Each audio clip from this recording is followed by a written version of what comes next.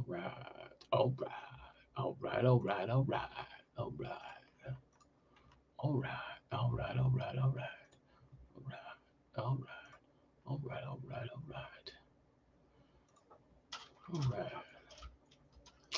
That's how we do it.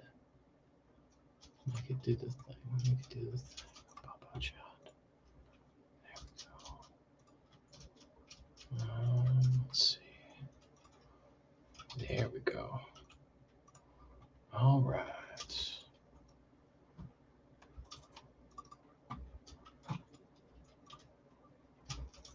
I'm just gonna hang out till I get some people in here.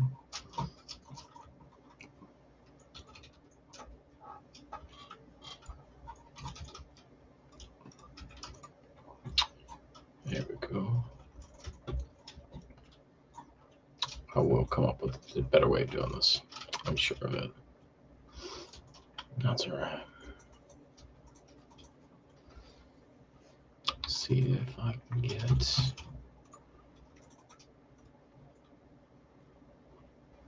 Yeah, there we go.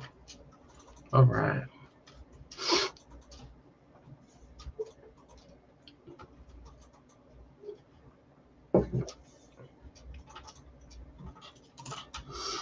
All right, just looking through some pennies right now. See if I find anything.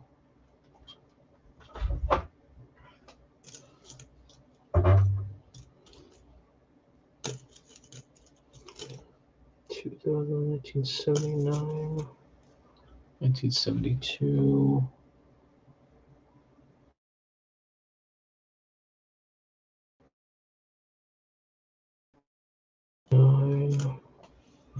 1994. Okay.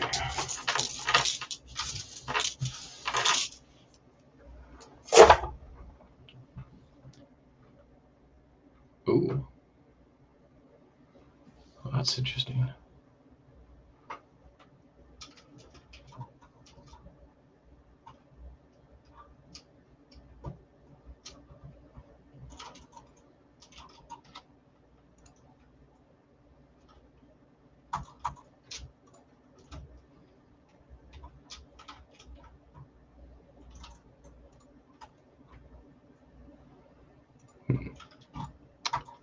Well, that's interesting.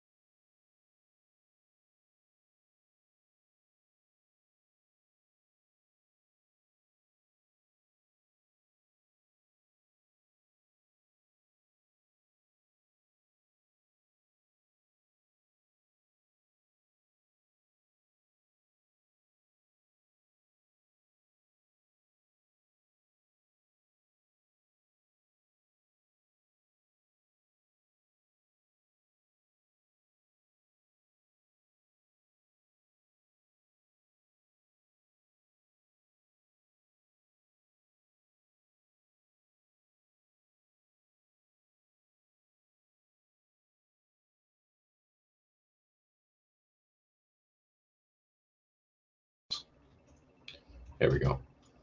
My video has come across like super jagged, and I don't know what's going on with that. I'm gonna try something. Frame is like one FPS.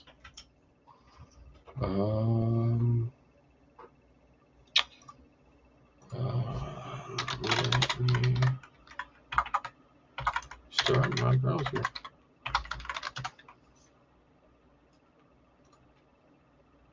Hey man, I don't know what's going on with my video. Your video is just fine.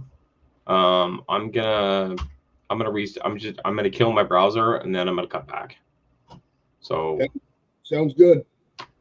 hang tight. Hang tight. Stand by. All right, everybody. Welcome to the CJ Coin and Craft show tonight.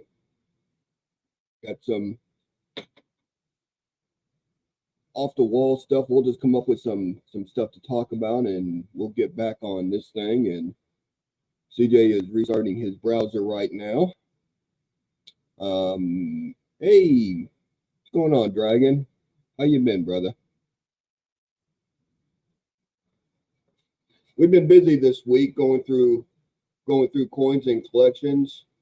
As you could see, I got all types of mess from basically 4 feet going from one end to the other.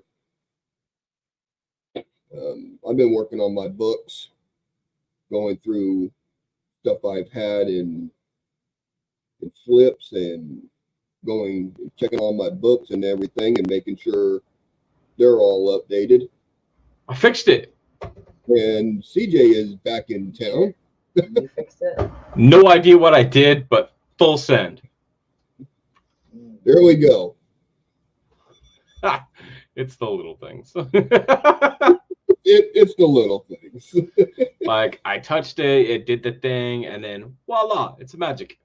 Yeah, and be honest with you, I thought I would have a problem with the video feed not coming in good. It was so weird because my video started out just fine, and then immediately went down to like, bleh, bleh, bleh. I'm like, I didn't change anything. I didn't change any settings. I didn't open any programs. Like I did nothing, and it just like bleh on itself. I was like, okay, this is what we're doing. Yeah. That's okay.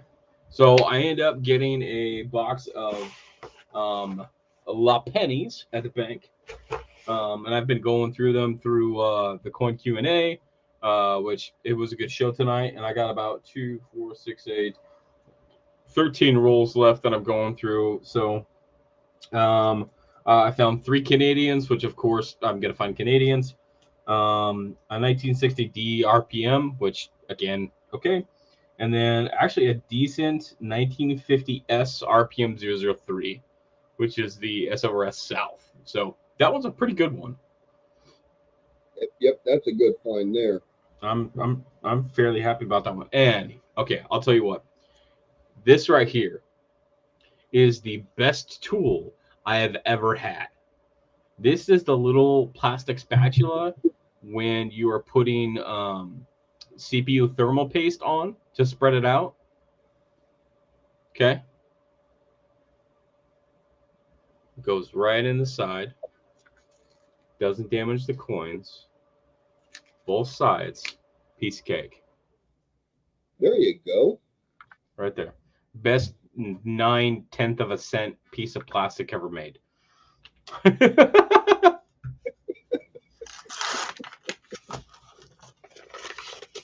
Oh, what are your thoughts on that 43 Brockage? That coin, I remember seeing the first show when that coin was introduced, and been waiting for the updates. They said it would be a couple months. I know it went to some of the big guys within the hobby for verification and everything on it. And that thing coming back as an MS63 was phenomenal. A raw coin found with that with the Brockage on it, and then coming back as a mint state coin is just. So was that something that was found coin roll hunting, or Um, You know the story I behind do, it? I do not remember the backstory on how it was found, but I do know that I do remember the show where they talked about it.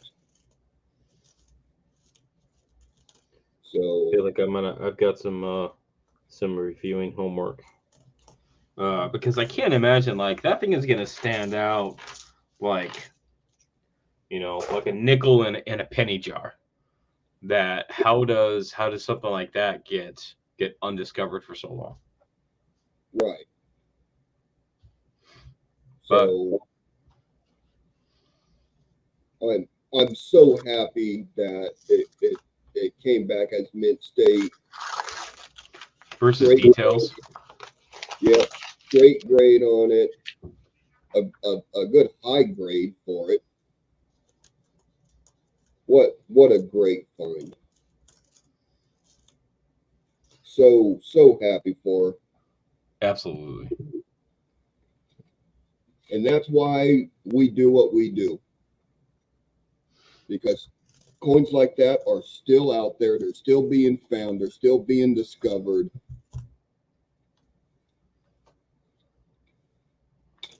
It's the thrill of the hunt. All day. You know But how you many 1992s I've come across in this box? and all the wrong ones. Of course. Yeah, Every single one of them wide AM, and I'm just like, come on, just give me the one. I just want the one. just yeah. It can be the 92 or the 92 Denver. Just give me the cam. Like that's all I'm looking for. Nothing big. I've been I was thinking about that 43 for me being a collector and not so much on the find resale side of things, a true collector. I'd be going back and forth. Do I sell it? Do I keep it for my personal collection because that is a grail of a find? It'll be a grail for any collection. You are not wrong. That is well, and that's here's what I think. Basically, two schools of thought are going to be with this type of thing. I'm gonna keep it for a little bit, but then, like for me, if it's not serving a purpose, then I'm probably going to end up getting rid of it. Even if it's like there may be a time where I would look to sell my 43 DDR discovery piece. Um, Not that I have any intention to do that anytime soon, but the thought had crossed my mind that, hey, like after it becomes, hey, like I've had this thing, and it would be one of those things that to the right person, to the right type of collector, like to have the discovery pieces for known varieties, like that's their purpose, right? That's the purpose for them.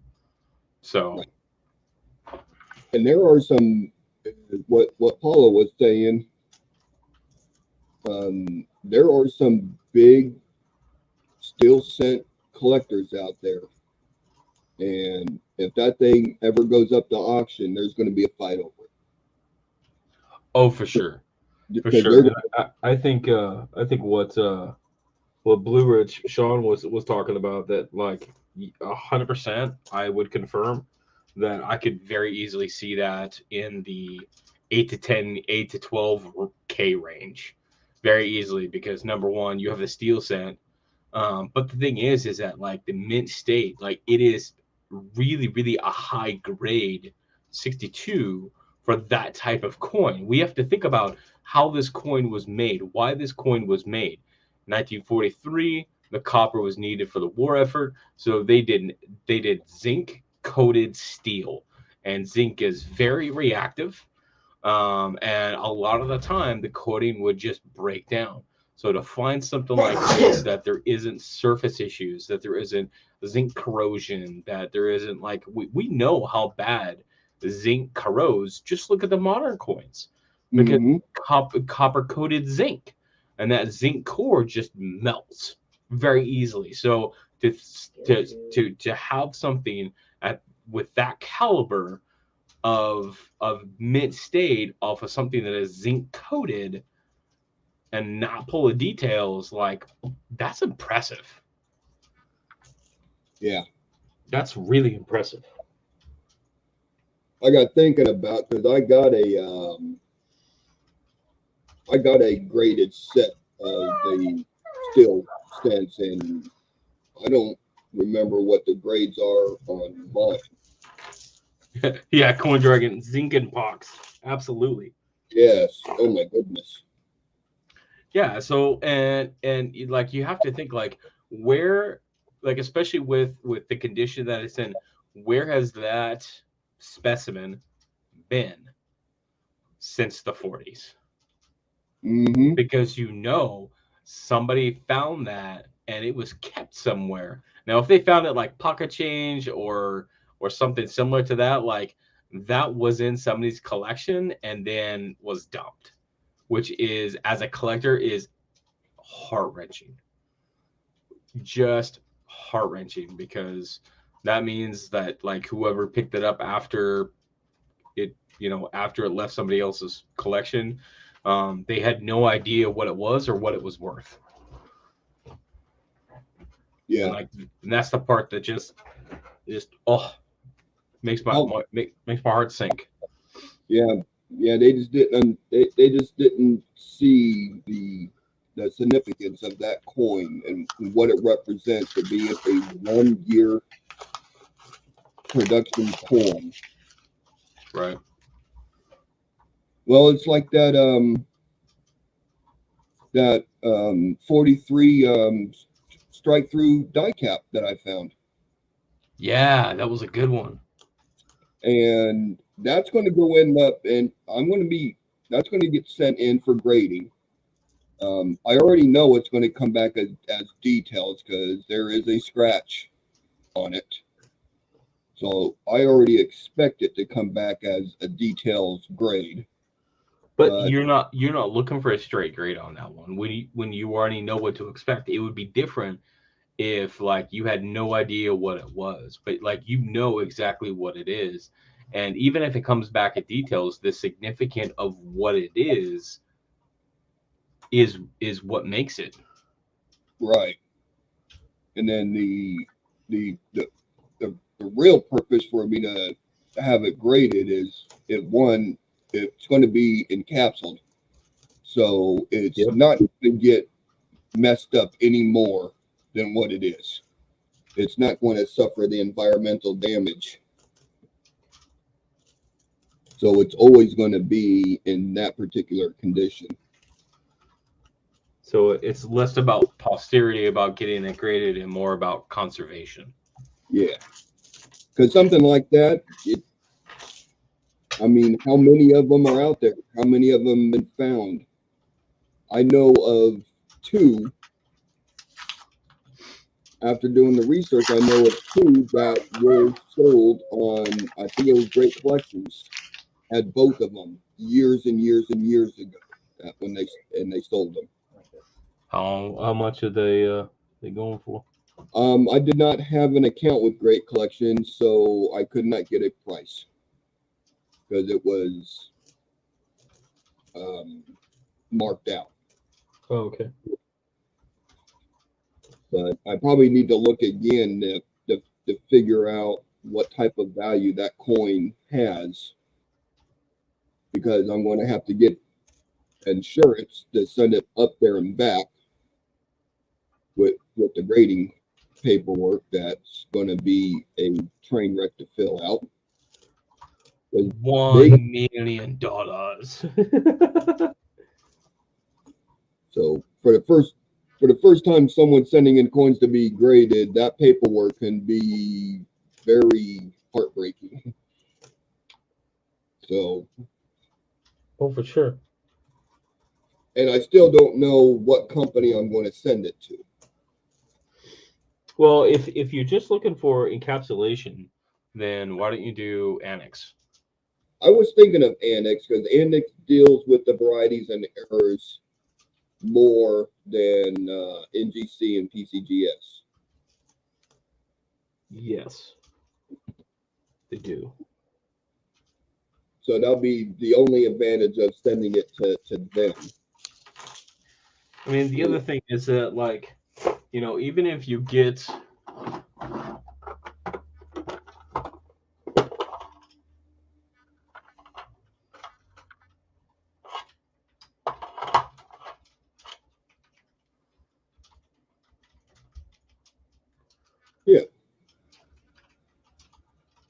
even if you get the Annex, then and it becomes something, you know, something later, you might be able to transition it into like an AGC or PCGS because it's already identified. But Right. Yeah. Yeah. You could always do a crossover. yeah, but that one was actually not bad to do, and not that relatively not that expensive. For I mean, No. for what it is, like it's gonna be expensive to get coins graded, but again, it's the purpose of it. It's the like all three of those are my 3 discovery pieces, my 2 2001 D Denvers DDRs and that 43D DDR. Like those are all discovery pieces, and that's what I wanted to maintain, is that those are these specific discovery pieces. Right. Again, for conservation, not posterity. So, yep. Always excited when see about the new stuff being found in the Coin Q&A. If you all ain't a part of that group and visit them and watch their videos, you're all missing out. And the fact that they gave away an ANA membership tonight. Right, and plus some other things. I believe they do one once a month. Once a month. The last show of the month is, I believe, is just kind of like a talk Q&A kind of show.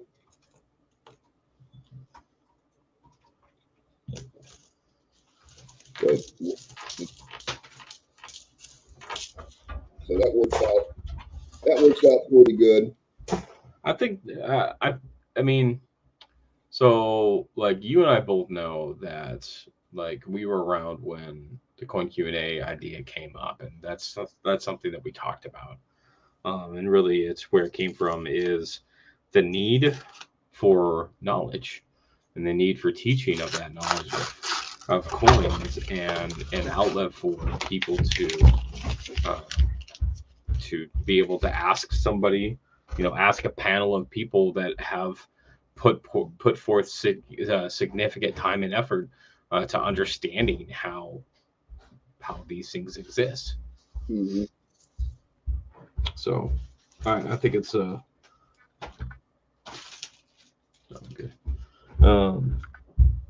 I think it's very cool, and I like how far it's come since it was started. How many years ago?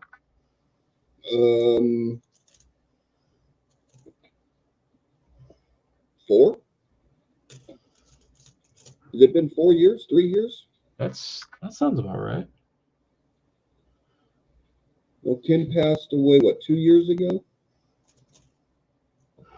We were doing the Coin Q&A a good year before that. So yeah, I'm thinking 3 to 4 years it's been in existence. And it was slow at first. I mean, we had our regulars come in, but it seems like once they hit that 1,000 mark on the subs, then the YouTube algorithm was starting to kick that in more onto the pages, and the subs they're just going up and up and up and up and up. So Well, not only that though, the other thing is just the word of mouth. Like, hey, Facebook groups and all these other things that are like, hey, if you have questions about a coin, yeah, you have an avenue to reach out to people, via email or message boards or Facebook groups or that kind of thing that you know that normally people don't have. Like, and a lot of local coin shops don't have that knowledge. They deal in, like, they're going to know the big varieties, but something I went to my local coin shop after I had found some notable varieties, namely, some in the cherry picking guide, like the 1988 reverse of 89. Well, I took that one in there, and like, he confirmed that that's what it is, but he had no idea that that's something that people look for. Or the 74 Denver Kennedy DDO, the big one. Was it the 3 or the 15? The 3? Something like that. Yeah. I think it's number 3. That one, again, he had no idea that that was even a thing, because he doesn't deal in varieties. So even local coin shops that I'm sure that they see a lot of people bringing in coins, like, hey, I have these coins, how much are these worth, without really having an understanding on both sides of what's actually there. It's not the fault of either side, it's just that's the reality. Yeah. Well, even a local coin shop that I visit, and I love these. I love this shop to death. They're fair. They treat people right. They remember who you are. But when people bring in jars of like wheat cents, I think they're paying 2 cents or 3 cents, and they're just running them through a counter and getting an account, and then they go in a great big bucket. They don't even go through them. They're just counting how many's there. So my local coin shop, they do not deal with errors and varieties. Now, if someone brings in a graded coin with that on it, or they point it out if it's one of the big ones, yeah, I'm sure they're going to recognize it, and they're probably going to step up on the price because they know they're going to get that back. Oh yeah, for sure. Because that's one of those basically guaranteed, like, hey, I'm gonna get guaranteed sell this. Yeah. Because there's always people looking for those significant ones to complete a set, or Yeah. I will be visiting them tomorrow. So did you go today or no? they were closed today. Oh, okay. They're closed Monday. Yeah. And I thought that last night or this morning at 5:30 when I last looked at the clock because I couldn't sleep again. Oh no. And then the dogs got me up at 8:15. Oh. So I'm like, yeah. Wait, so you're saying that they have to have a day off too, or like? Yeah, I think it's good for them to have a day off. And I think Mondays is a good day for them to take off. Because, I mean, when you really think about it, so many people work Monday through Friday. The only chance they have an opportunity to go to shops like that is on the weekends. On the weekend, yeah, absolutely. So you really can't be closed because you're missing clientele. Yep. So personally, if it was my shop, I would be closed Mondays. I do believe they run short hours on Sunday. Like a 12 to, like a 10 to 2 or something like that. Yeah, I think it's like a 9 to 1 or a 9 to 2 on Sundays. That makes sense. Then they're closed Mondays. So, yeah. I'd love to be able to find a steel penny like that. Then I would have two major Bona coin. Well, maybe you need to search around on eBay. Ooh. No, Nice. I got a Canadian. 1917. That's an old one.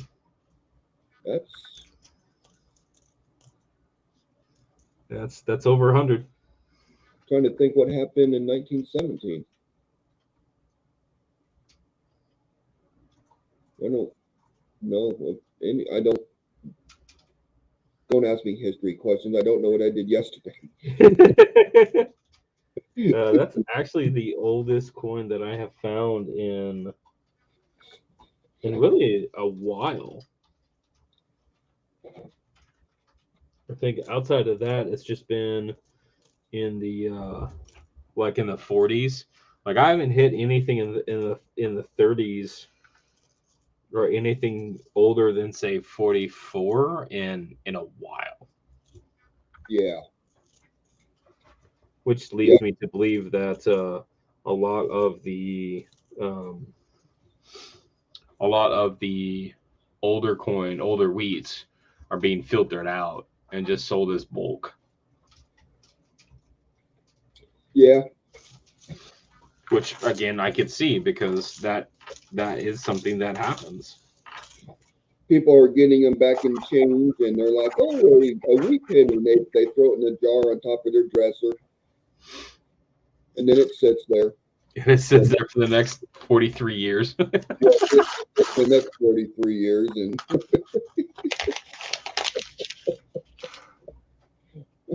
which is amazing. I do got a coin show I'm going to on the 5th next month. Local show.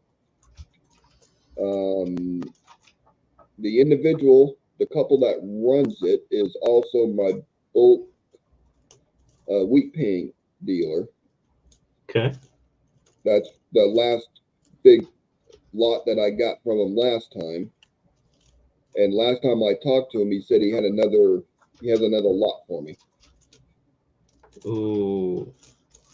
So That could be good. yeah, well, the last one that we went in and did together was good. Yeah, it was. There was so many coins that we just didn't even have time to go through. Like there was so many, and then all of the bulk wheats, ridiculous. Yeah. Yep. It took me hours to unload the truck with all them coins. It's good for you. Builds character. Yeah. What did we estimate? There was 35 or 37,000 wheat pennies. Yeah, that was the ballpark. 35 to 37,000 wheats.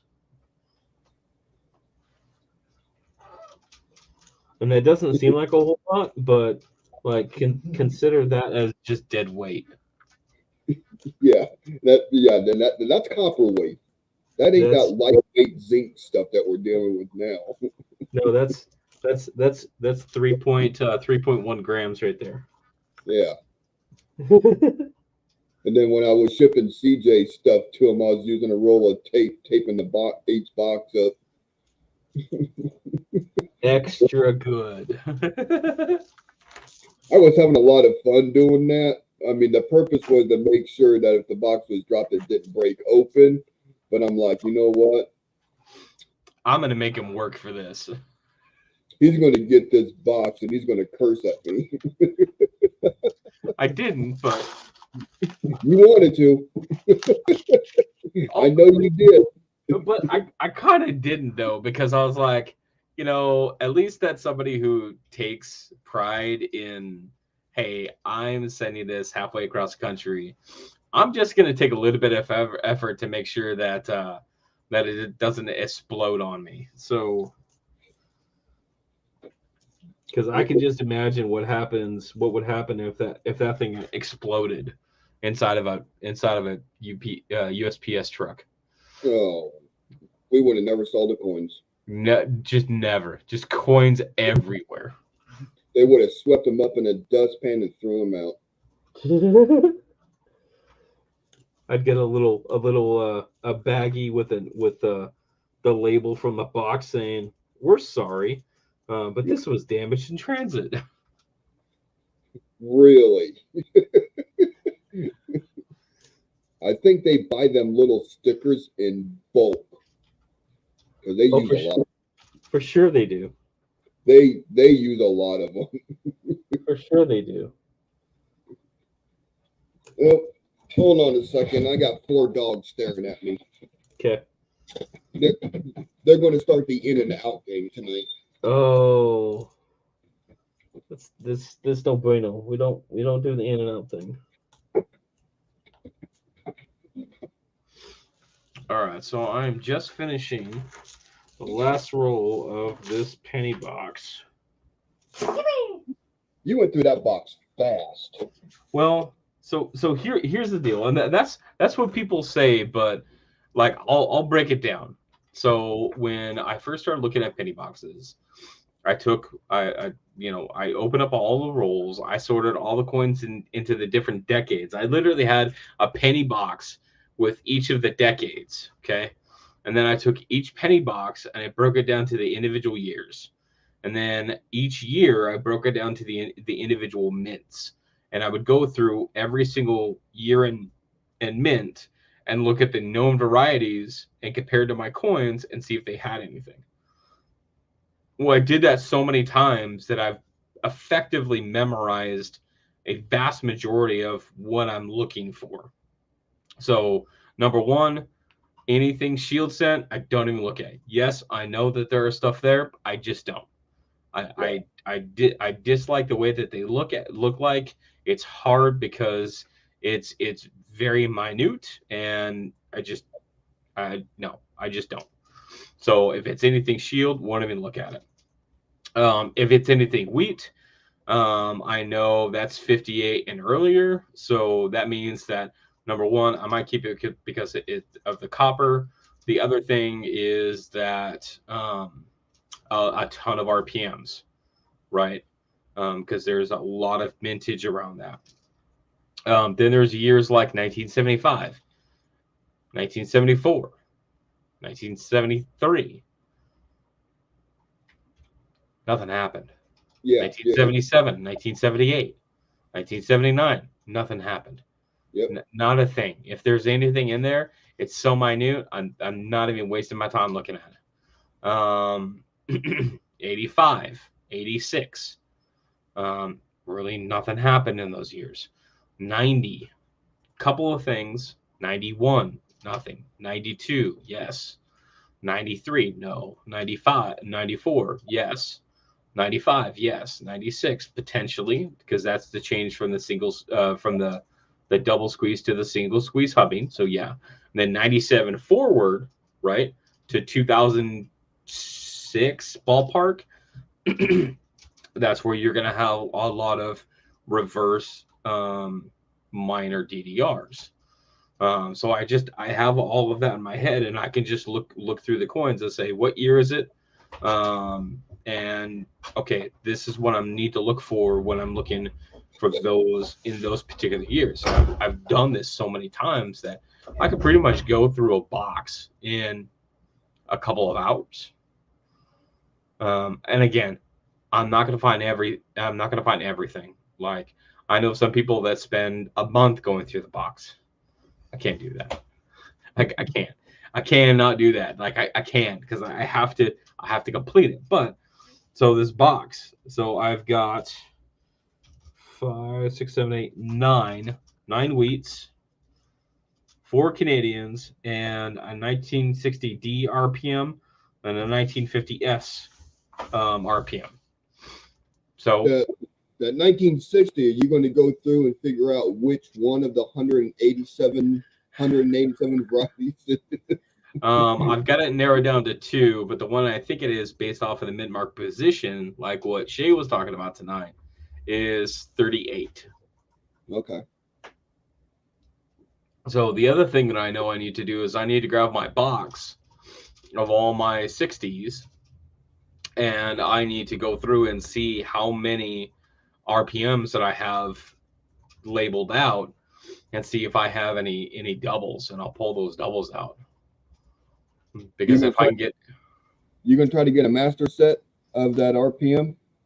I'm not gonna say no, but I think that's. I've heard people only, on it. It's one of those things that like I will probably end up getting most of it just by doing what I'm doing. Yeah. And that's just like generally, especially with the boxes that I get out here on the West Coast, I generally say that if I can't find a DDR, at least one in a box, I am not looking hard enough. That's a general rule that seems to be consistent, that I can almost always find a DDR or an RPM in a box. Yeah. Yeah, I don't look at the shield scent. I mean, I will pick them up and I'll just glance at it front and back, make sure there is nothing that really sticks out for a strike, because something is eventually going to get through and put into circulations. Yeah. But I don't look for those DDRs on them. I pretty much pass them by. I don't like that particular design on this sense. I think they did a poor job on it. And that is my opinion. And a lot of people love them. And I can't stand them. No, I do love my wheat sets. Check this out. You are going to like this. I found this when I was going through. I had some World War II coinage that I was going through. Found out that I had actually already gone through it and cataloged it, so that part was easy. But I just didn't make any of the things. So I will show you. Let me switch my.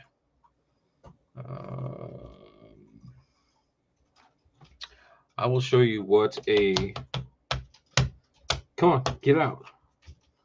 I'm going to call it a normal strike. Okay. So what I'm looking for is, so this is a 50 centimes from France, 1943 is what I'm looking for. So these are struck out of aluminum and magnesium. This particular year, there was 84 million of these minted. Okay. So that's your history. So centimes 1943. That little privy mark means Paris. I'm not sure what it's actually supposed to be. And then on the other side is a wing. So that is the normal design. Okay. So that's what we have a comparison against. I found this one that I was really confused by, because I was like, is there something missing, or am I just imagining things? So we have that mint mark, that privy mark from Paris. And then I found this.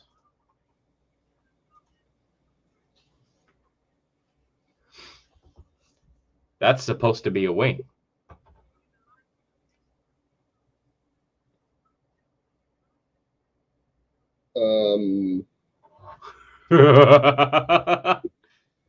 Lamination? No. The lines are too defined for it to be a greaser.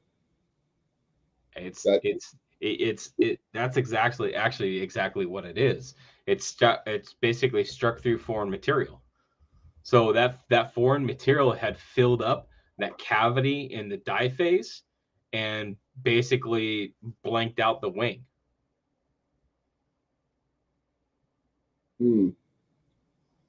I mean, just looking at the picture, I would not even. I mean, I would have thrown greaser out there, but I would have been looking at something different because that top line is so defined as going straight left to right. Right. And greasers would be more of a flow. But that's what it's supposed to look like. Yeah. Okay. So the outline is there. I see it now. The details are not there. But I thought that was weird because this is the first time that I found something that we have known in American coinage to exist on a foreign coin. Yeah. What's up, Currency Systems? How's it going? Yeah, thanks for coming in. We're just hanging out tonight. Yep. So I did mark this as basically struck through. What is it? Yeah, struck through grease, and I marked wing because there's supposed to be a wing right there. So this is a pretty good example. I mean, there are millions of these minted, and these are back in 1943. Again, foreign planchets, foreign coins, because I believe these were minted in. I think these were minted in France. Because some of the other coinage, especially during the German occupation, were minted in different mints and all over Germany and other places. But most of the other ones were minted in zinc, just solid zinc. So again, because the metals that were normally used for currency production were needed for the war effort, so not these other metals like zinc and aluminum were used to mint coinage. So I thought that was a really interesting find. That's normally when you're just looking through random coins, you probably wouldn't come across. Yeah. So I was pretty stoked on that one last night. Last night / this morning. What sleep? Well, I mean, you get kind of a rhythm going as far as, hey, like, looking at the different years, right? For all of the different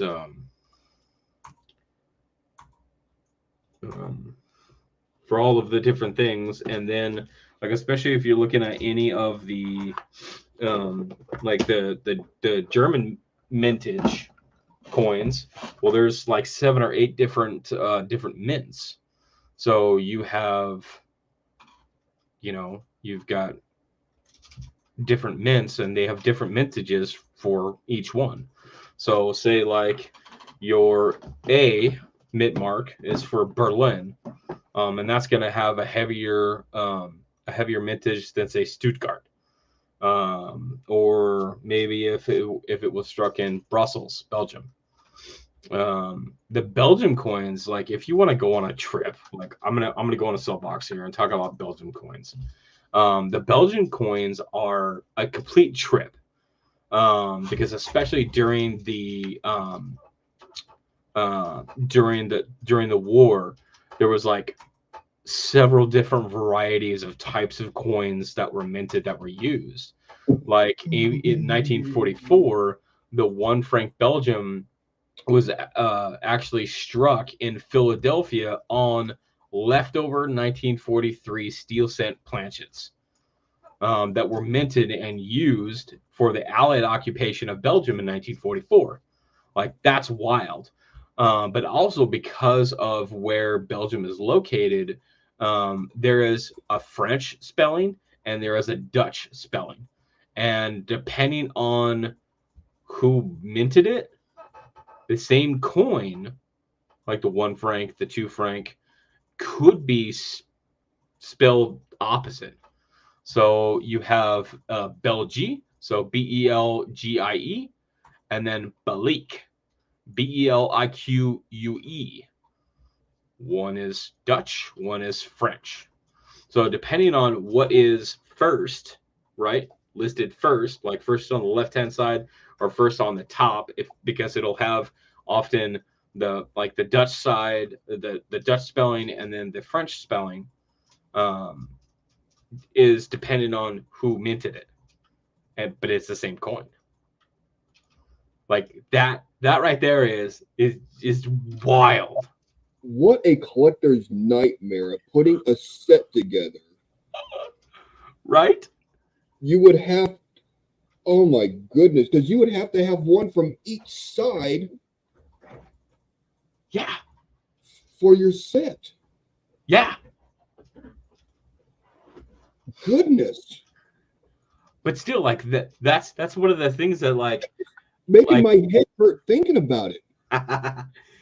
But think about like, okay, so if you were going to collect, say you're going to collect one specimen from each country that was involved in World War II, and you would have to get the different ones between the German occupation and the Allied occupations and all of those. But then you end up with like these ones from Belgium that if you wanted to collect like one specimen, of it, then you would have to get several versions of it to get one of all. Even the Reichspfennig is there are several varieties of it, right?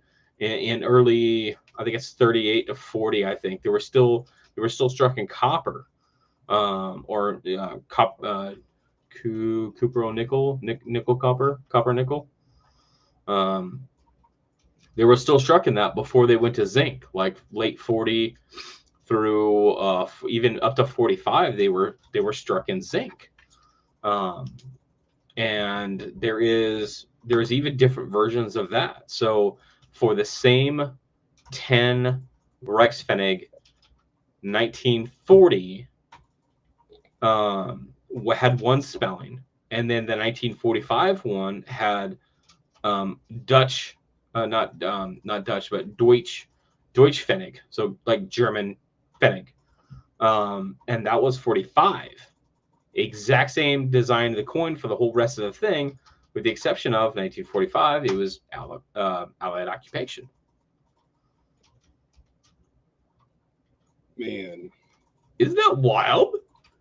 The people that collect the foreign coins, they probably got such a deep passion for it because of all the different things that are going. Yeah, I know you're putting your solving country set together.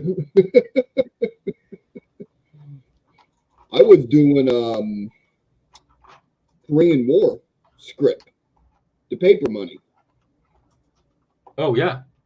And I was picking them up at the local coin shows, $2, $3, $4 a piece, but I was getting like better quality stuff, not just write up paper. And I started doing the research on it and find out that they changed scripts so much.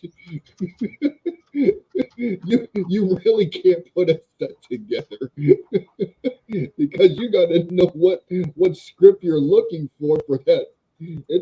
It became a pain, and I did not have the passion to pursue putting that set together. Now I still got my script, and when I see it at shows and I pick it up pretty cheap, I'll buy it because it's cool. But I can absolutely see you like getting halfway into it, and like you're trying to put your set together, and you're looking at it. You're looking at this one and this one and this one. Like, okay, I just need this one right here. So you go to look for it, and there's like 3 variations of it, and you're like, oh shoot. This is Yes. going to be a problem. I guess I have to get all three and then figure out which one I need.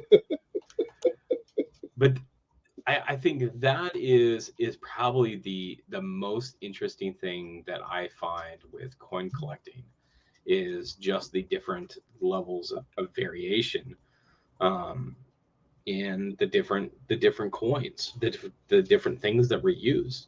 Now, a lot of it, like you can even look at currency, paper money, right? And you can literally see the history of that country as it changed over the years, and that's wild. Mm-hmm. Look at Brazil, Argentina, Germany, even when inflation was just, wartime inflation was just astronomical, right? And you go from these, a Deutschmark from, early 1930s is like, 10 or 20 to these 100,000 Deutschmarks, and they're only printed on one side because they just were printing money, because by the time that it made it out to circulation, it was worth basically half the value of it by the time that it got to people, because that's how rampant inflation was because of the wartime. And you can see exactly, like, okay, like I get close and then just, and you can see it in the currency, going across, and that's wild. That's wild that you can actually see a historical and economic historical fact just by looking at the paper currency of a country. That's wild. Yeah. I mean, let's talk about the U.S. Some of the old the old currency, right? We had both the North, and we had the Confederate currency. Like, there was two different currencies before the Civil War. After the Civil War, there was some big bills, right? Horse blankets, they're called. Oh yeah, because they're big, they're ginormous. But look at the history of the currency as it became over time, where our bills actually got smaller, and they actually had less going on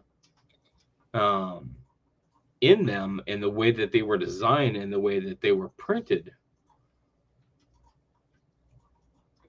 You about to show some examples? no, I was looking. I thought I had some. It's got to be back there someplace, Over yonder. over somewhere on that end of the house, and that's the south side of the house. And I don't go to the south side of the house because they had the wrong color flag. I'm just making stuff up. Just keep going. It's fine. It's fine. I'm going to make a good story. Next time, just write it down, and then Just write it. Yeah, I need you to read it to make sure I'm not making myself look like an idiot. But here's one of the other things that I think is also wild, that I'm sure some people know. Coin collectors, this is something that we understand. But current state today, the U.S. mints produce a large handful of foreign coinage. And the U.S. mints have done that for a long time. Like not just like Allied occupation for like the Belgian one that I talked about earlier in the 44, but we're talking like other countries. Like, I wish I had an example. We did Philippines. You have the book. Do I? Yeah. I don't think I do. I sent it to you. And then I tried to find another one and find out that book was worth like $400, and I couldn't find another one. I think it's with my other ones. Yeah, It's not up here, but it's with my other stuff. But it's like that is fascinating about how just over time even the U.S. that makes its own currency just has the infrastructure to make all of these other countries their coinage too. yeah, and that's why you actually will come across U.S. coins struck on foreign planchets. On foreign planchets. Now it's rare, but it's the same type of rarity that you would have on a copper 1943 or a steel 1944. Those transitional periods, like think about. I mean, I'm sure they have lots of checks and balances after these types of errors, but like the multi-denominational clashes for the eagle, the flying eagle. Oh, And like, mule. yeah, the mules, like those kind of things, like those things still happen modern times. Sacagawea with the Washington quarter mill, that was a thing that actually happened, and that's modern.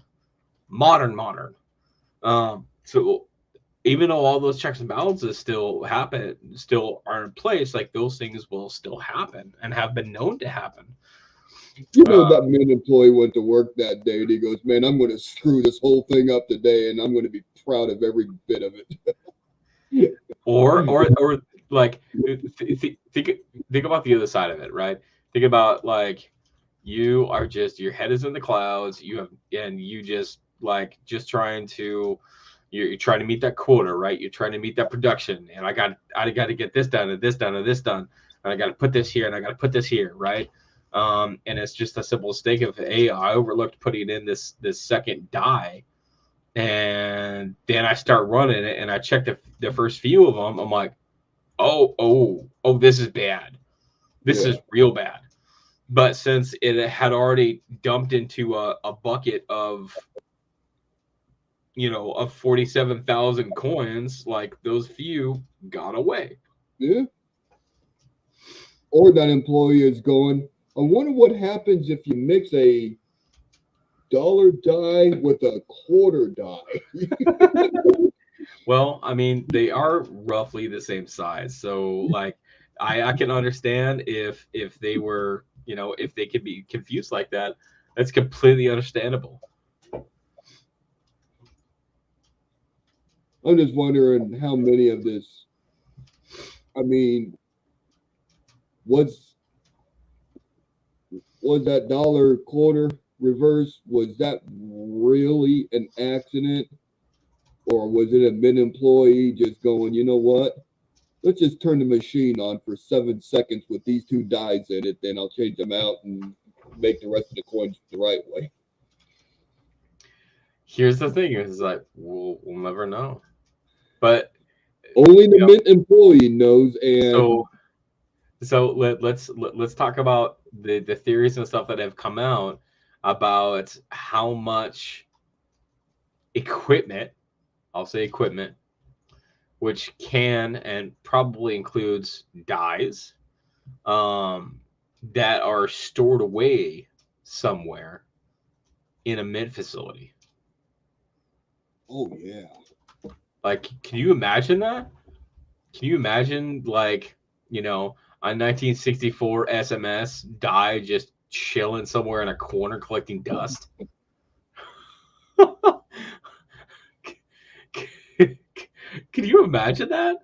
Like, even something modern, like, hey, I got this Lincoln Penny that's the die that's just chilling over here in the corner somewhere. So, like, because what always kind of makes me question is that, so let's talk about the Morgan and the Peace, and those, the new versions of them, right? The 2021 plus versions of them. The Peace dollar, that's a modern coin, and I would assume that there would still be dies left over, or somebody that is a really good artist that can recreate a lot of those elements. But what about the Morgan dollar?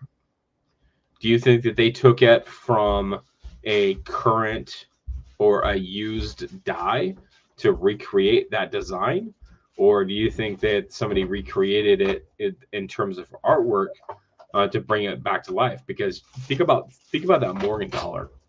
Think about how much design, how much detail is in that coin versus like a peace dollar. Mm-hmm. It's phenomenal. So how are those things then recreated into current times? Like, they have the dies sitting in the corner. Like, they have to. They're not going to destroy them. US men, if you're watching this, I would like to buy a die. Yeah. I want a die, but I want a particular one. Which one? If you had any die right now, money is not an option. Like, they just give it to you. Which die set, or maybe it's just one side, which one would you get? For a modern coin, I would want a die set for the 95 DDO. Okay, that's fair. That's fair. Old stuff, I'd want the die for the 09 SVDV. Because I think that would just be cool to have. Because I could never afford and have a coin. you just get to do the next best thing. I'm just going to have the dies. Yeah. I mean, I got that big DDO on that 95 graded. And I mean, I got MS67 red on mine. I mean, I got a high grade for it. I would love to have that. I'd love to have that obverse die to go with it. I think that would just be so cool. Okay. I would love to have a die that was intact, personally. 1889 Carson City Morgan dollar. You look in the book and you're like, okay, this is the most expensive coin out there. I want that die. Like, think about key date, right? Like, you now own the die. It can, like, they don't have any designs. Like, you own the die that can make this coin, and it will never exist again as long as you have that die.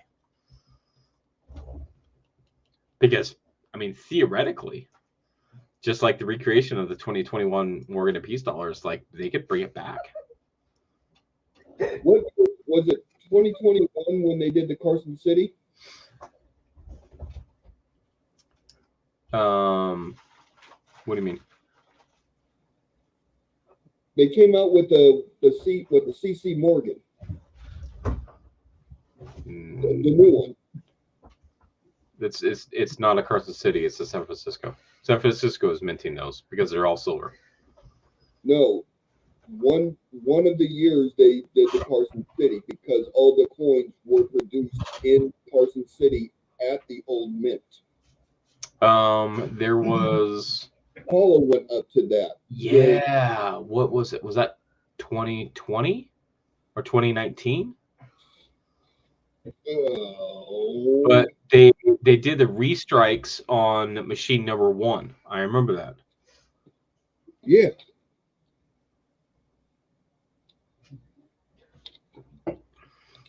But those weren't like official mint, like, issued. Those were like special strike,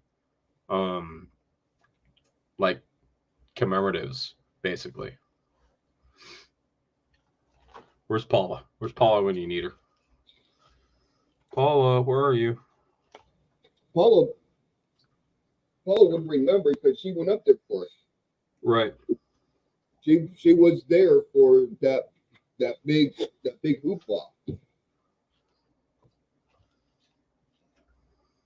Yeah. Yeah, if anybody ever has an opportunity, if you're up in the Lake Tahoe area, 'cause that's where Carson City's at. It's on the north side of the lake, the northwest side of the lake is Carson City. And then if you go a little bit further south, you'll run into the Ponderosa, where they filmed all the Bonanza episodes. I've been there. You've got that But, memorized. Yeah. It was a big tourist thing back in the day. I don't know Oh, if for sure.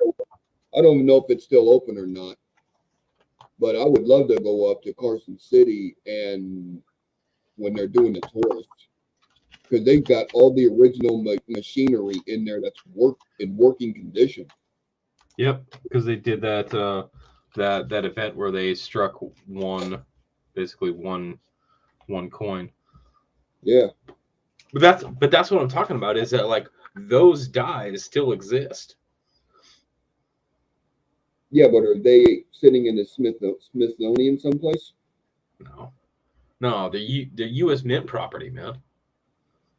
Fort Knox? Or probably San Francisco, because that would be the closest mint facility. Probably in a box that the director took home that's sitting on the floor of the back room. That says 1964 on the side of it. It says 1964 on it. It's sitting in some mint director's garage right now. And for all of those that are confused about that joke, 1964, there was SMS strikes. There was 13 or something of them. And allegedly never officially created, but found in a former mint director's safe that they were actually made. It was like a trial strike or something like that. But so that's the running joke, is that the 64 SMSs. Obviously, one of those 64 SMS, the price on it would be astronomical, because the whole point of the SMS strikes of 65 through 68 is they were not doing proof coins. That's why. What's that? 68, I think. Are you going to make me check right now? No, you're going to make me check right now. Okay. I mean, I would bet you, but I've been wrong before. I want to say 66, 67. I am literally pulling this out of my head. So, oh no, 67, bro. 1965 to 1967. I am incorrect. I apologize. 65 to 67. Okay. Well, hold on. Didn't you say 1970? Is that what you said? Don't do that. That hurts. Deep breath.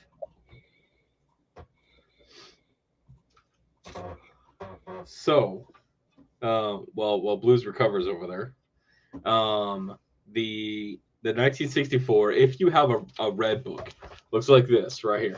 United States coins. This is the 2023 version of it. That it actually lists the 1964 special strikes that were the SMS sets.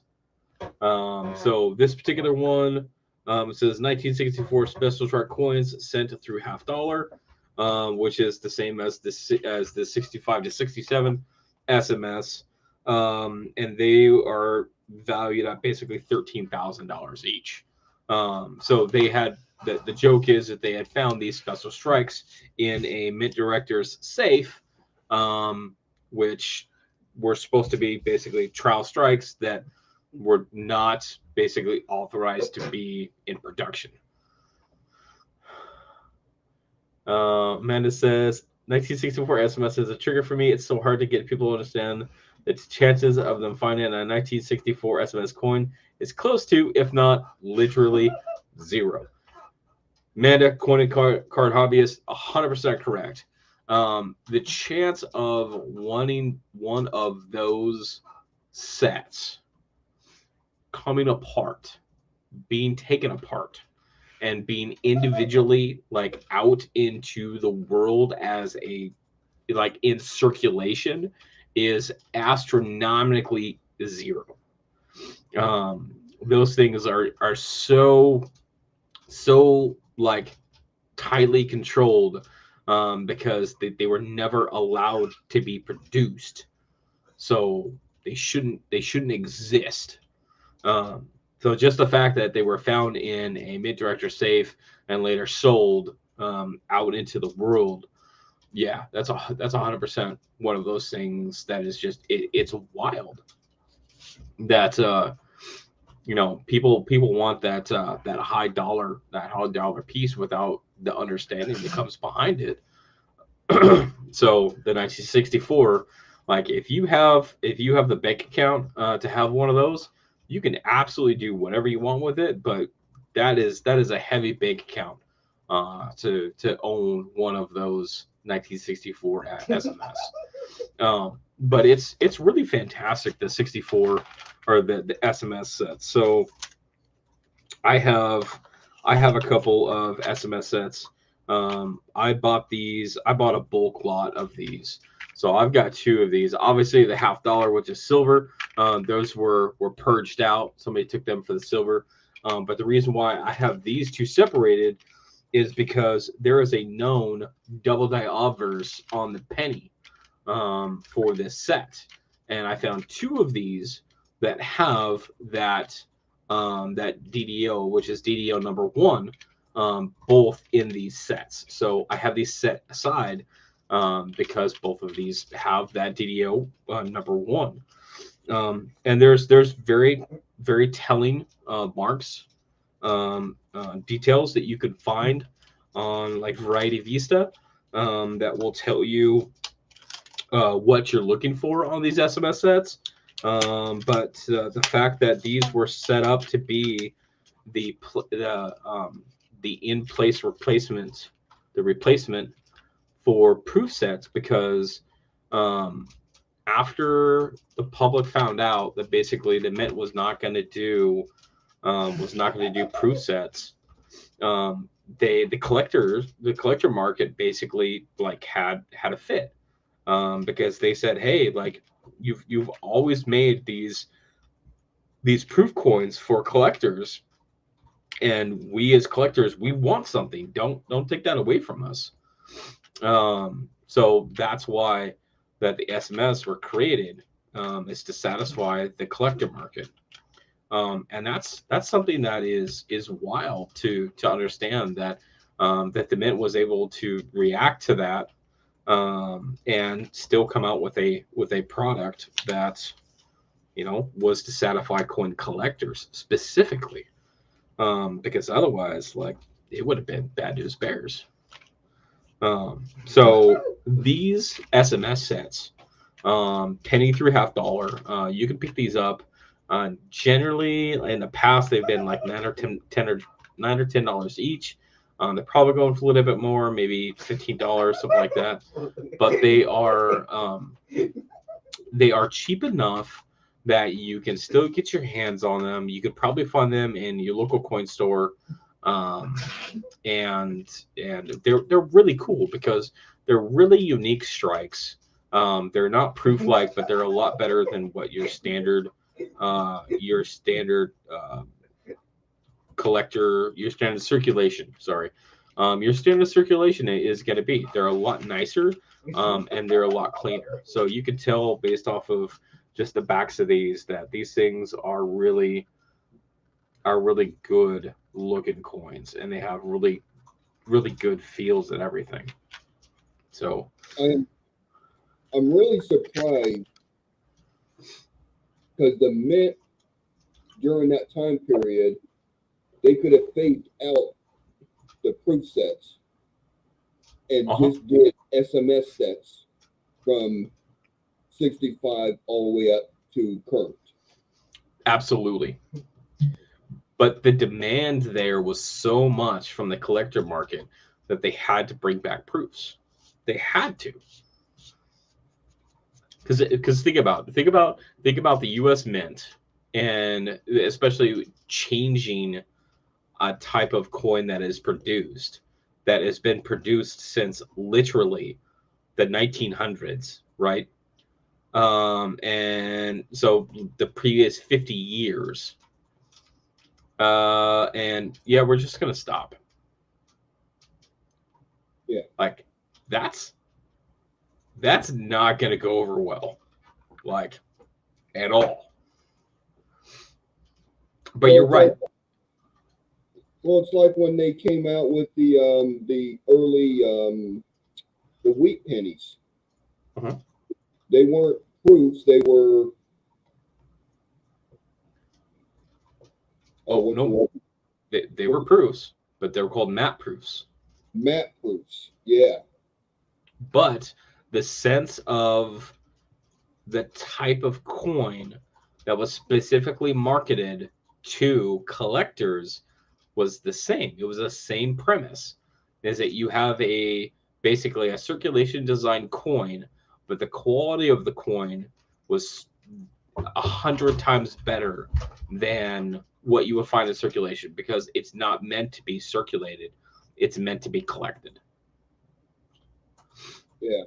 But those early wheat, they were matte proofs before they refined the minting process for the proofs, and until you get into the 50s, where you start to see a lot better of the polishing, until I want to say in the 60s, the early 60s, where you start seeing cameo. So late 50s, early 60s, where you start to see cameo. So cameo is basically a phrase to describe how it looks. So cameo in the original sense of the word was like a little brooch kind of thing that women would wear, and basically it's a silhouette where the background is one color and the foreground, or the portrait of the person, is another color. Now for coins, the cameo is basically described as mirrored or polished fields and a frosted bust. So that is a frosted design for the person, and then mirrored fields, frosted devices. So when you start having a significant separation or a significant contrast from the frosted fields, the frosted devices, and the mirrored fields, that's where you get these things called deep cameo or ultra cameo. So if you're looking at a PCGS label, you're looking at an NGC label, that's how they designate that contrast. The deeper the contrast, the higher that it basically gets this rating of deep or ultra cameo. If there is kind of just a general polishing, it may just end up as a cameo. But what they did with these dies is that every 50,000 or so, depending on the thing, it could be 20,000, it could be 50,000. For these proofs that were minted, they would have to take these dies out and basically redress them. So they had to go back in and they had to repolish these dies to get them back to where this cameo. So what you'll see is that basically you can see the life of the die as it was striking of these proof coins, from when it was basically deep cameo and it had really good contrast, and as the life of the die went on, it became less and it became just cameo, which is like basically you can see the life of the die in its strike, in the die life. And they always said that the deep cameo designation on the 1950s coins, they were basically the first strike of that particular die. Yeah, like the first 50 strikes or something, like, because that's how they prep the dies. And that's how you're going to get those deep cameos. So when you find those that have that significant contrast, like those will carry a premium. Yeah. What's going on, 710? What's up, 710? How's it going, man? good to see him trolling around. What's up? It's good to see him trolling around. So yeah, I mean the proofs, and so now, like, as technology progressed and it gets into more modern coins, then you start to see that a deep cameo is basically the standard. And then it wasn't until 2000, I want to say late 2009, 10. I may even be wrong. I think it's closer to 2012, where you see the change in how the dies are processed for proof coins, from sandblasting to laser etching to get the frosting, which is, again, like, this is like next level stuff. So this is the kind of things that we can expect as technology continues to increase, is that you will have such a stronger, basically all you have to do is just polish the heck out of the die just to make it all mirrored, and then throw in a laser the devices, right, and the bust, and that's your thing. And you can go back and you can laser it as much as you want, and not really lose any of the design features, because that's basically it's just roughing up the surface. Now, isn't it the rule of thumb that the 65, 66, and the 67 SMS sets, the quality and the detail of the coin was superior than the proofs?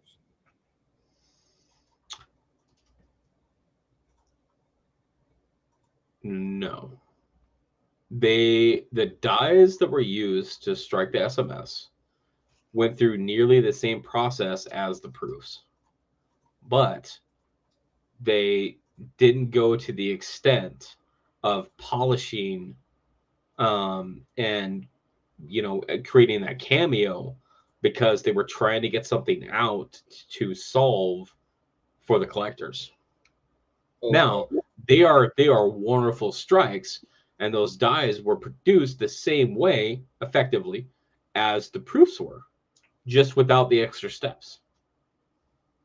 So there wouldn't be another market for current proof sets and then a current SMS set. No, there wouldn't be, because it's the same coin, the same process of striking it. The coins are going to be theoretically identical to each other. Basically, yes. The only difference that you're going to have between an SMS and a proof is cameo, which in 2009, I believe, then Lincoln came out with a matte proof. No, sorry, satin. Something else. They came out with a satin. Satin, which is effectively the SMS of the circulation. So it's the exact same coin, just like in terms of how the dies are processed and created to strike the coin. But there wouldn't be a market for a modern SMS, because there's no need to. Man, what a rabbit hole.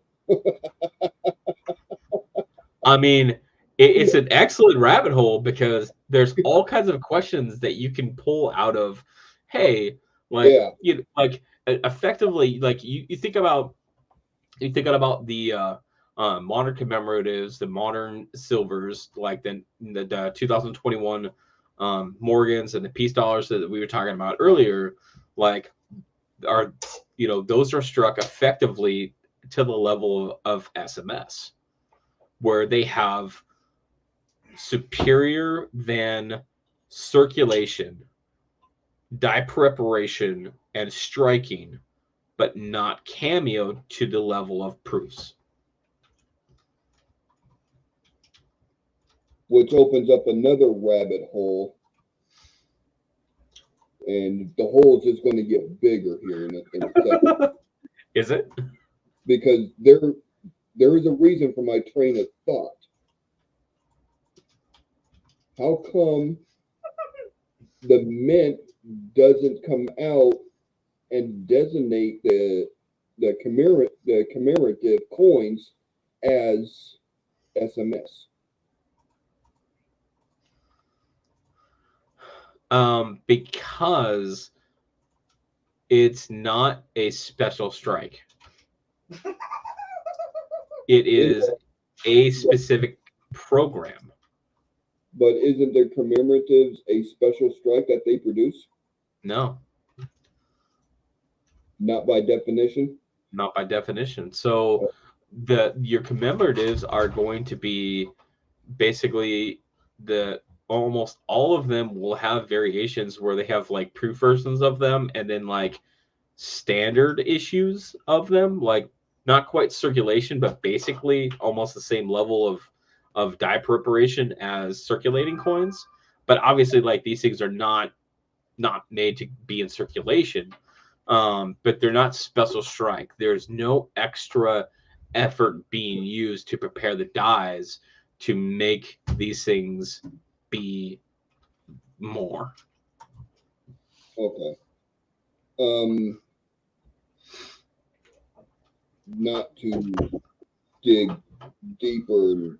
Full send, Blues.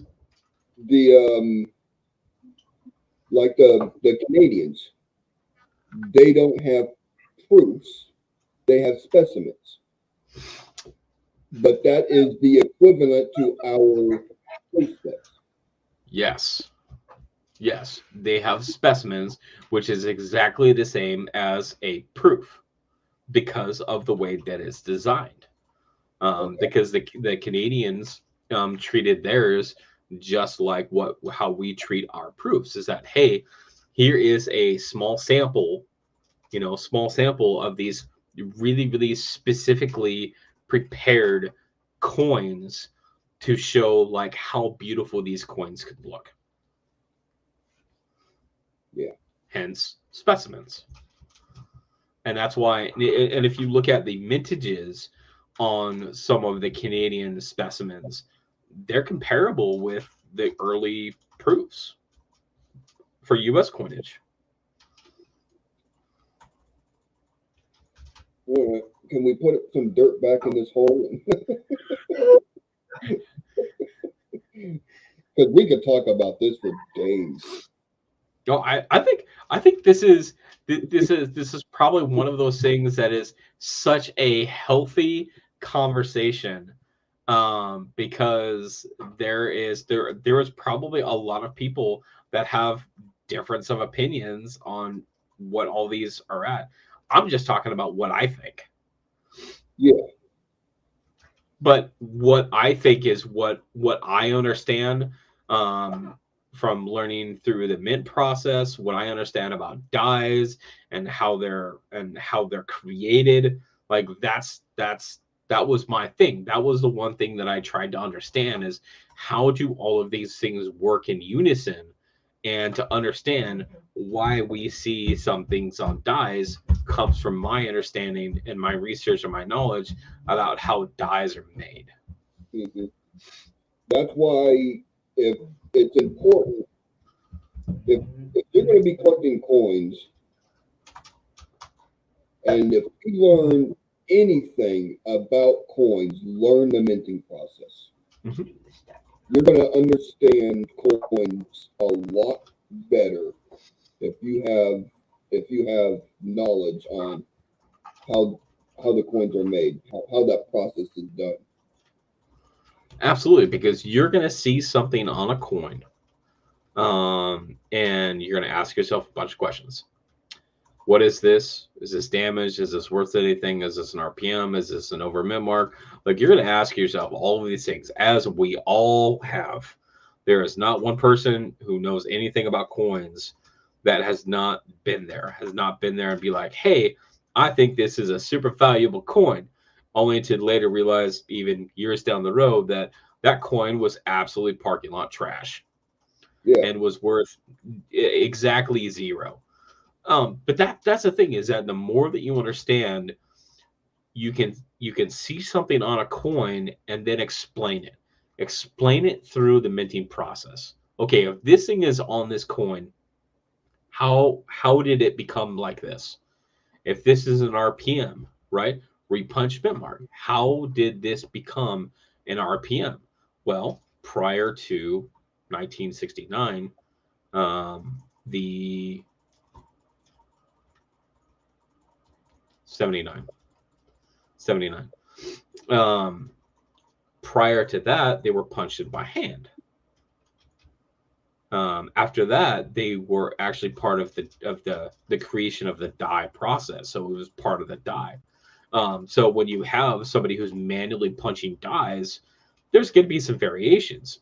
Look at 1960, Denver, most perfect thing that you could ever see when it comes in terms of everybody who collects coins, especially Lincoln Cents on the 1960s. Just all of their eyes just rolled into the back of their head, because we all we all know that there's no less than 128 different RPMs for 1960 Denver. And here's the thing, for the modern coinage, like, look at the total mintage for the 1960, right? It's somewhere in the ballpark of like a billion. So to make a billion coins, you could have several hundred dies. And that means that somebody has to make and hand punch several hundred dies. Well, I don't know about you and about swinging a hammer all day, but after the first like 50 dies, I'm gonna be probably pretty spent. Yeah, I'm done with this project. So dies 51 through whatever I finish with may get a little bit sloppy. I may miss, it may hit it soft. Like there's a number of things. It bounced. So when I punched it again, it created, like, it just rotated a little bit. Like, there's all of these things that happen during the minting process. That it's the understanding this is why they become what they are.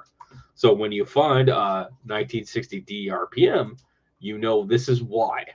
You know, when you the things that I find probably the most interesting to find is the over mint marks.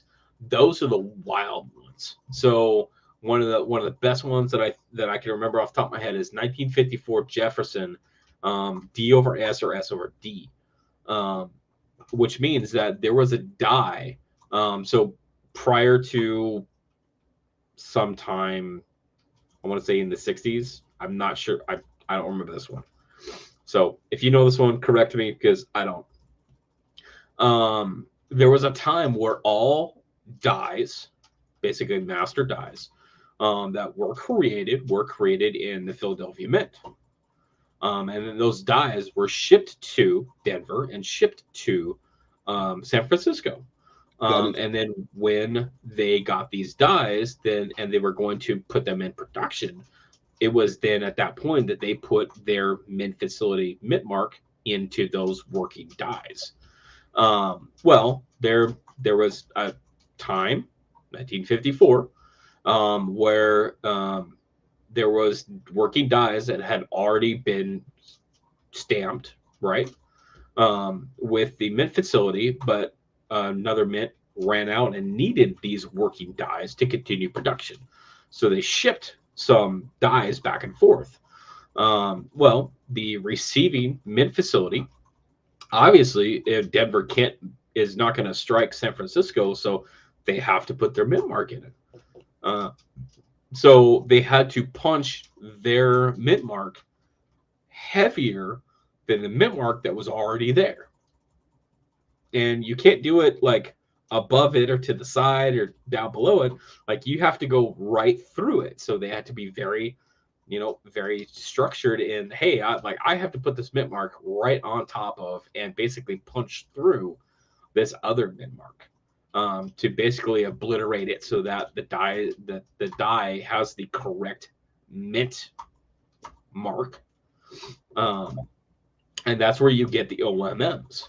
And there's very few OMMs to be found because that situation only came up a couple of times, which is fantastic.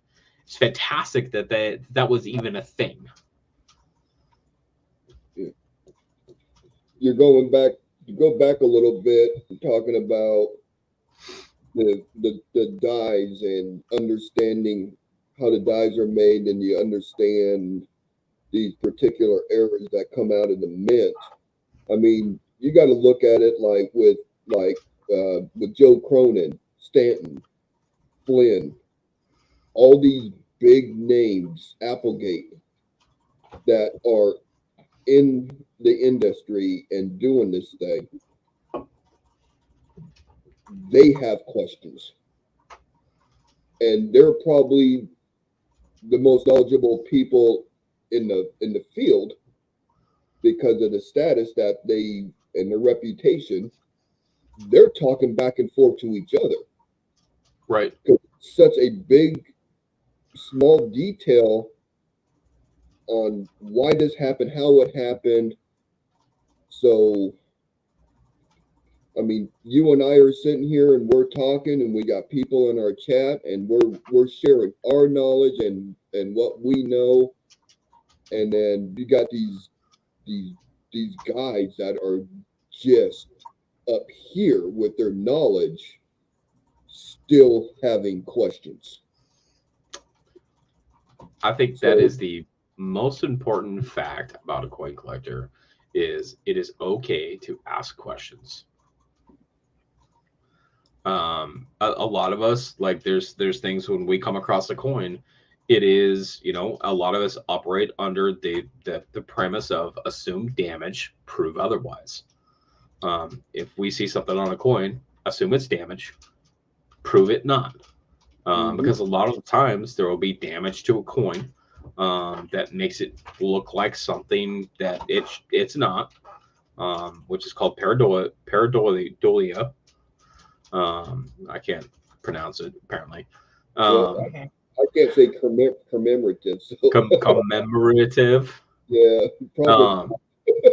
But pareidolia is the fact that a human being can see something and see something that is not there. Yep. So when it comes to like when somebody sees, oh, this is a double die, right?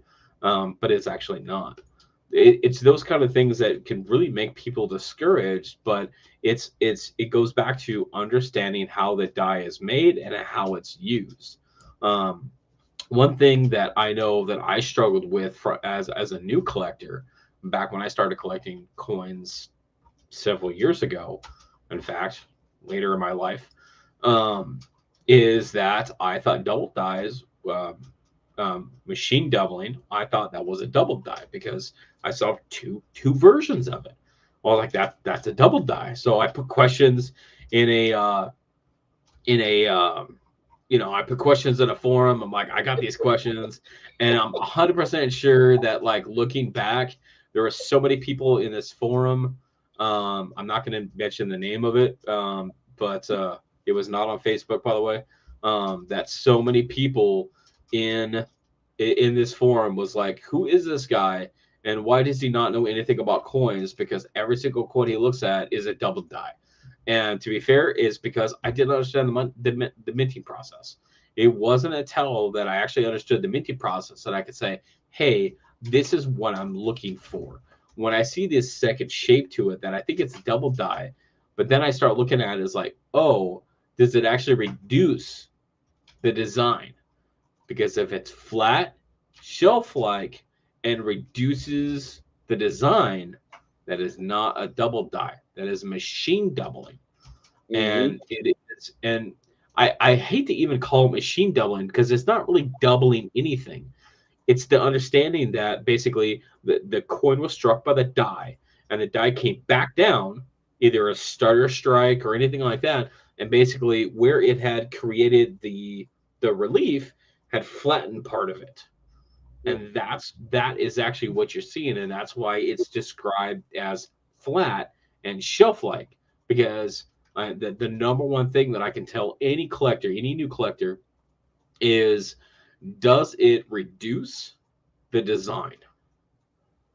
How does it impact the design? If it reduces the design, it is machine doubling 100% of the time. Well, the professor has always preached that to get a good, firm understanding of the minting process, they said it's about 6 months before a new collector just kind of really grasps it. Yeah, that tracks. So, I mean, I don't know how many times. I mean, I got extremely lucky. I hooked up with Ken when I first was getting into coins. Him and I were doing Facebook Messenger. That's when we're all part of, what was it, CoinOps? It was CoinOp, and then Ken had the big show. Right. Yeah, it was CoinOps where basically all of us met each other. Basically, yeah. So I got extremely lucky. I got hooked up with Ken at a very early part of my collecting and learned so much from the professor. And then I get to meet some of these great people on our Q&A channel and come across CJ and him and I. Well, I mean, when's the last time we actually done a live stream or just hung out? It was almost, what, a year? Yeah. And then we did a hangout one night, and it was like we never even missed a beat.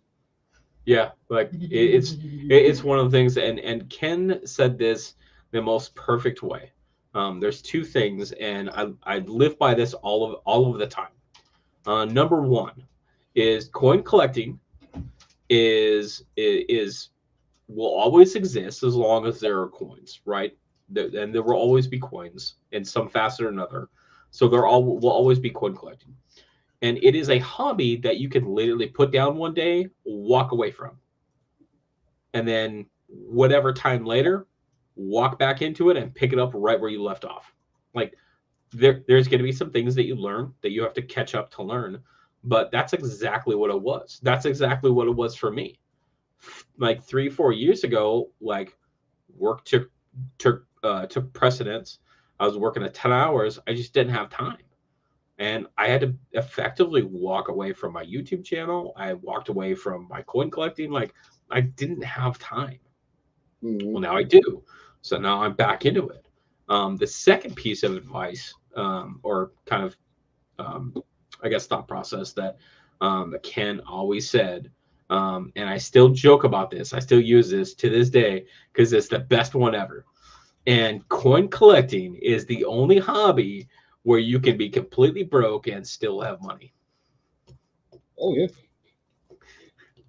It's so fantastic. It's just one of those that it hits everything, right? You're like, no, that's not, oh wait, no, that's 100% true. Yeah, that's 100% true. On every level. Yeah. Well, you took your break because of work-related issues and working so much.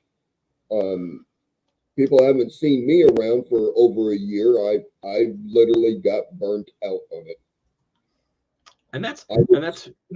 Like you can 100% take a break from this hobby and come back to it later on. There's nothing wrong with that. And so, yeah, I mean, I just got so burnt out on it. I mean, I'm just now starting to get back into it. I'm relearning stuff, remembering things. Remembering things that you forgot that you learned. Yeah. And then learning new stuff. Yeah.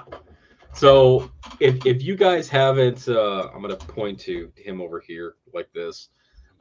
If you get a chance, go over to Blues' channel because he has a bunch of videos on there. And Blues have put together in the past some really, really good videos about high points and grading coins. So he's got some really good examples of some of the coins and what some of the high points are, about what wears first, and especially how to grade coins based off of these high points. So please, if you get a chance, go over there and check them out, because they're wonderful, wonderful examples of passing knowledge on to the rest of the community, because those are important things for us to for us to share and for us to learn. Thank you. I appreciate that. And Absolutely.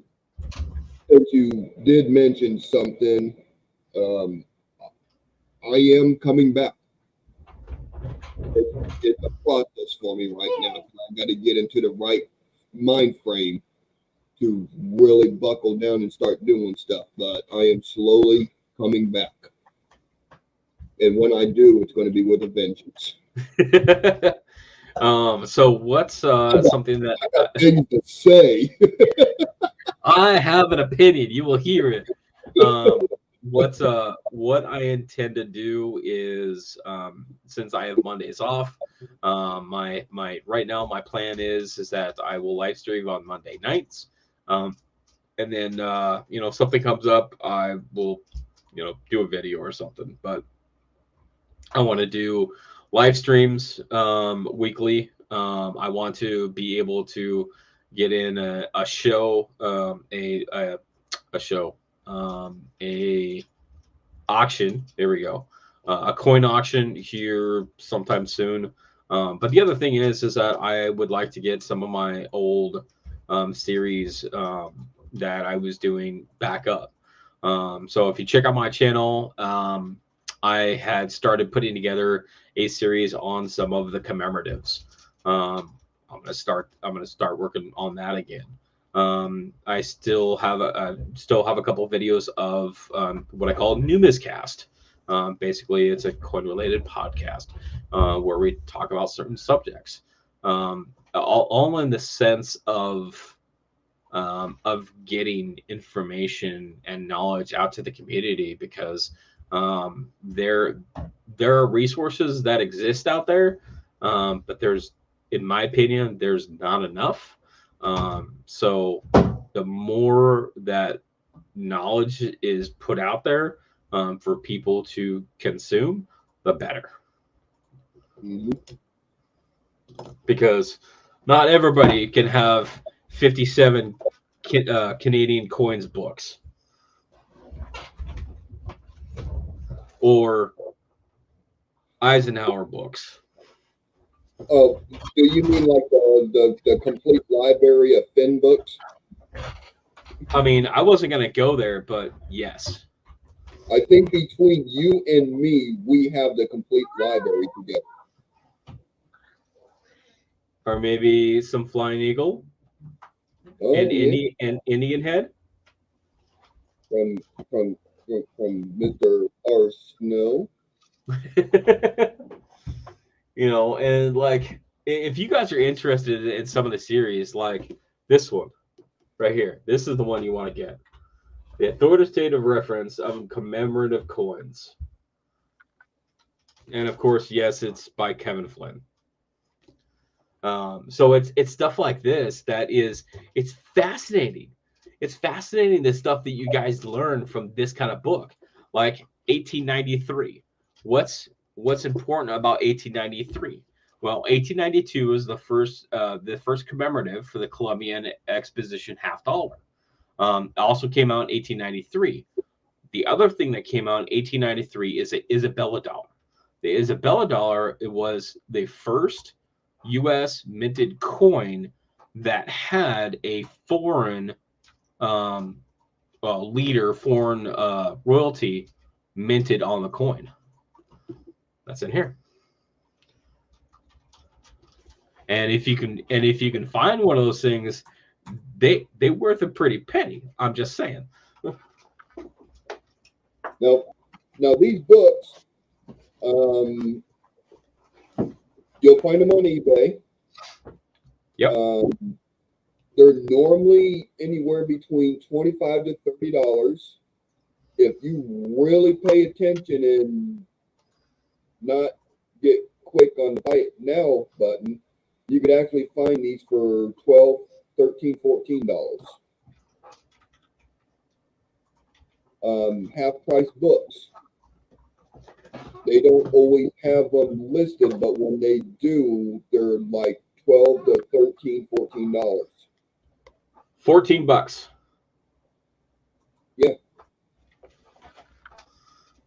A lot of the books that I got, I picked up on eBay for $10, $11. Yeah, and that's the kind of thing, like that is the knowledge that it exists out there, but a lot of people don't even know what it is. So like it's I'll share that information with you because I pretty much have all the books now, so I'm not looking for them myself. oh, I'm still looking for it because I know I don't have enough. Oh, no, when he has a question on a coin, he gets a hold of me and goes, hey, look in the book on this, because he knows I have the book. And I do the same thing. I know he has the book. And that's the one thing that that I'll put out there. If you guys have questions, Coin Q&A is a great reference. You can email me cjscoincrafts@gmail.com. You can email me directly. I'll answer your question, or I could send you over to Coin Q&A. But there are resources that exist in the coin community that can really get you the information that you're looking for. The biggest thing to have when you're asking these questions is have an open mind. A lot of people are asking questions or they're seeking resources because they are for certain that they have what they think that they want to have. And you kind of have to check your ego when you're asking these questions because you're going to be wrong. You're going to be wrong a lot, and that's okay. It's what you learn from it is the key about being incorrect on something. I've been incorrect on stuff before. I mean, not in the last 48 hours, I was incorrect on something where I thought like, hey, I know what this is. And just talking with Blues as we go back and forth with each other, I was like, hey, here's everything that I see and it matches all of this. And he's like, hey, that's the wrong date. I'm like, okay, yeah, that's pretty important. I should probably check that one. And I had that Canadian large dollar we're looking at. completely the wrong date, which completely nullifies exactly what I was looking for. But I was like, this is perfect. I found the one of the biggest coins that I could find, and it's my third coin that I'm looking at it. This is awesome. I'm gonna make some money on this coin, and I'm gonna call it a day. No, I was completely wrong because I did not pay attention to. I was looking at the wrong date. So that's okay. That's on me. I own that. That's fine. But I learned from it. I'm like, hey, maybe I should pay more attention towards the date to make sure that I'm actually looking at the right reference for the date. That's right. Nothing important, right? And you know what? You just got to take those experiences and you just got to laugh about it because we had a good chuckle about it. Yeah, we were rolling for a solid 5 minutes. It was definitely pretty good. Eventually, we're going to be doing eBay trolling streams. Yes, that's the best. Him and I used to tear up eBay every weekend. Oh, dude, Just it was well, and that's tear it up.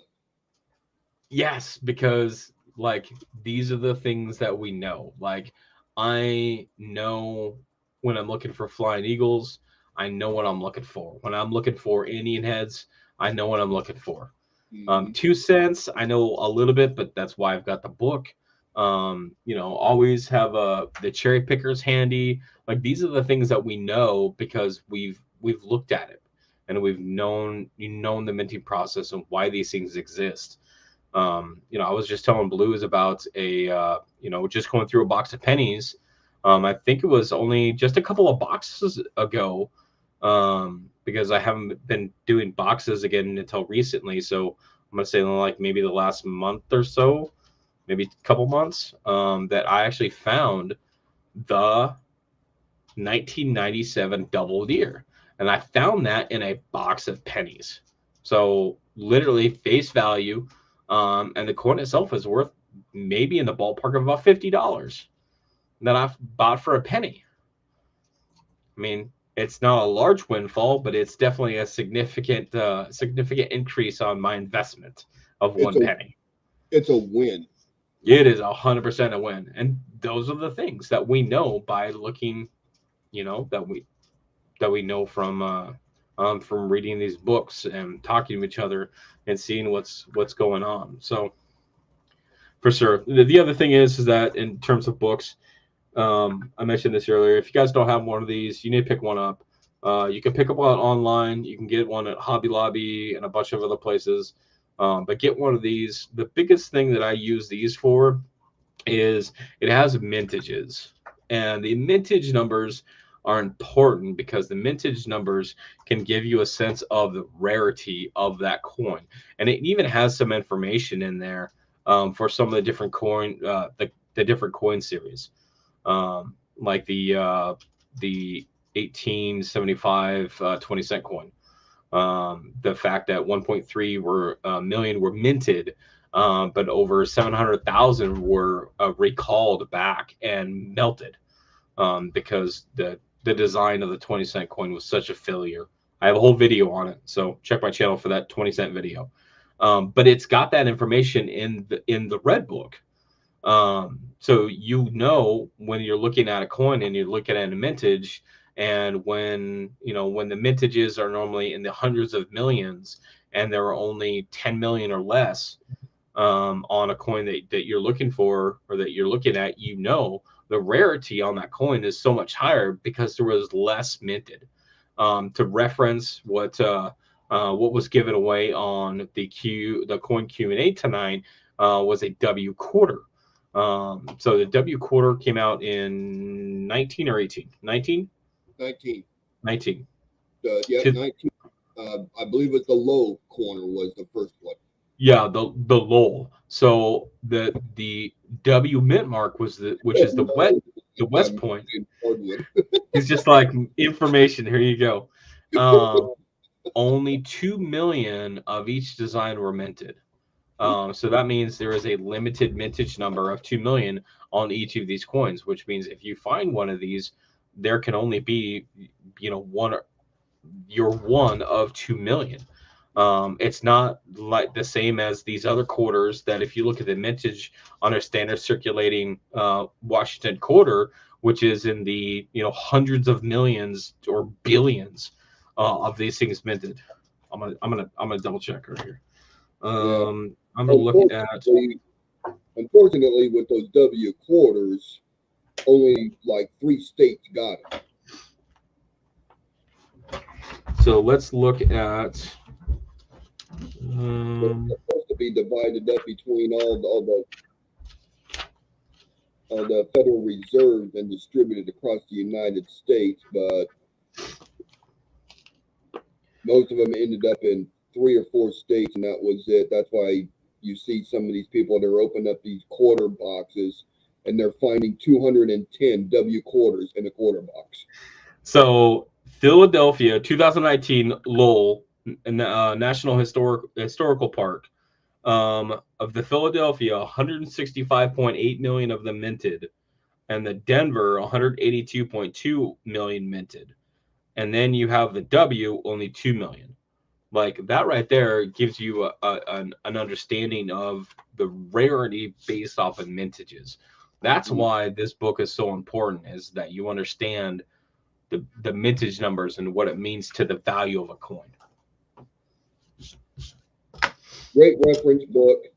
You also don't need to get the new one every year. Every 5 years, pick up the newest one. About every 5 years. So the information's not going to change. Yeah. Or 10. That book it just went poof, it's gone. The information The only thing that you're going to get is the newest mintage numbers. The information as far as anything older is not going to change. It's the same as what it was in the 2009. Like if you look at an 1875 20 cent, it's getting the same information in the 2009 book as it is in the 2023 book. Now, some of the newer stuff like the 2019 obviously is not going to be in that book, but it's going to be in the newer book. So if you get one every 3 or 4 years, you're plenty good. You got plenty of updates, and you'll have enough information to give you an idea of what's going on with these coins. Knowledge is key. Knowledge is key for sure. All right. Here's the deal. We're at 2 hours. I'm gonna go ahead and shut it down. So number one, Blues, I want to thank you for coming live with me. As always, I always appreciate your companionship and your friendship in terms of coins and your knowledge as well. For everybody else watching at home or on their phones, driving, not driving, personal preference. Thanks for coming in. Thanks for watching. Thanks for hanging out with me. Again, if you have any questions, cjscoincrafts@gmail.com. You can reach out to me, and I'll be able to answer any questions based off of my knowledge, or point you in the direction to get you some of the knowledge for yourself. So thanks for coming in, and we'll see you guys next week. Have a good night. Good night, everyone.